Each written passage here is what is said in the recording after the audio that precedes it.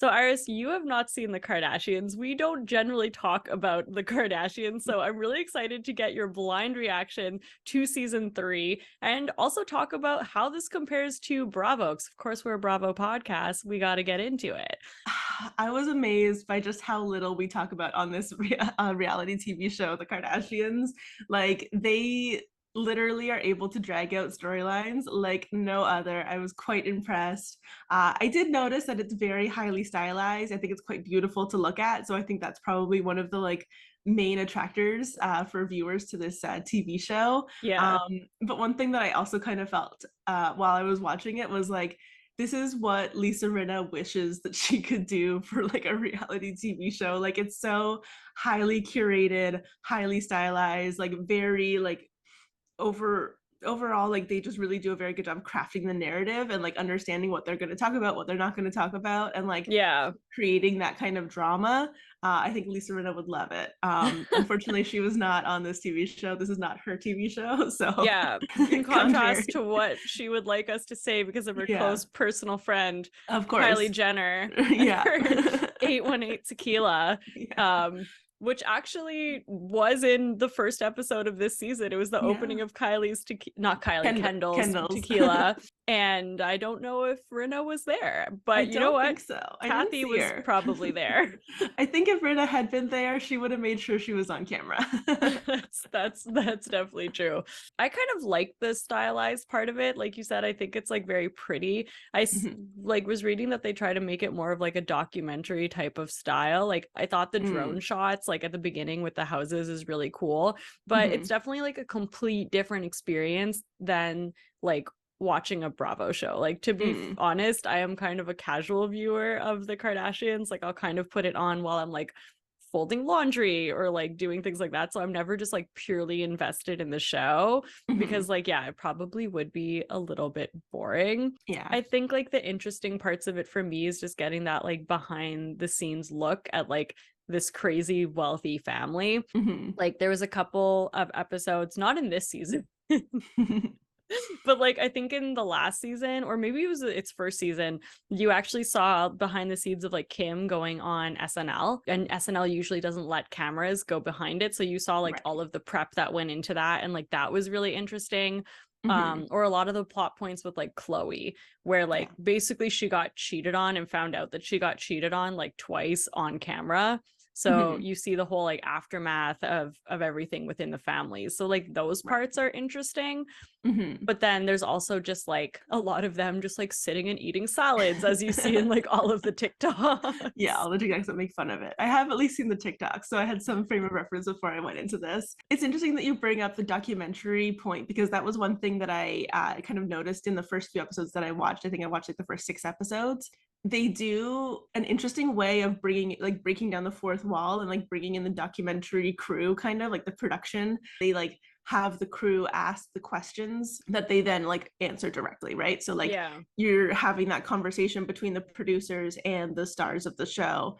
um and it does kind of strike me as how it's a little bit different from when we see that happen in Bravo shows, because we have seen a few instances in Bravo shows where they've broken down that fourth wall. They've shown us production, shown us production talking um to the reality stars, and like examples of that I'm kind of thinking of when Wendy in the Real Housewives of Potomac this season, basically a production person like runs after her, and like Wendy's still mic'd up, the Yeah. production person's mic'd up, and like they're not being like filmed directly, so Wendy doesn't realize that like she's being captured on TV right now. And Wendy basically says, yeah, we all know she's lying in regards to Mia. Mia. Yeah. Mia. I was like, wait a minute. Um, so like they're being kind of like caught by production in their lies, whereas like in this way they're kind of like using production as like a device to like make it feel like this is a really real reality TV show, but it Yeah. almost feels like more curated because we know that they are working in tandem with production, and they probably get like full final edit on all of this. Like it doesn't Yeah. feel like those like kind of like got you like, oh, these are real reality TV moments. These are like producer asking you, oh, about your horse's pregnancy, or oh, asking you about like, I don't know. Like it seems to me there was a couple moments where that happened to Kendall. Yeah. Yeah, Yeah. Kendall specifically never has any plot. Like literally she doesn't do anything on the show. Like the Yeah, I think that fact that sounds in about the right. first episode there's a good 10-minute segment like Right. Kendall teaching Kylie how to drive Yeah. stick. Right. That was a whole scene. Yeah, and then they like go to the horse stables at one point. They just drive around. The number of horses that you see on reality TV, like you would think Everyone has a horse. that everybody in the world has a horse based on just if you like you were an alien landing on Earth looking at reality TV, thinking like, wow, everybody must own a horse.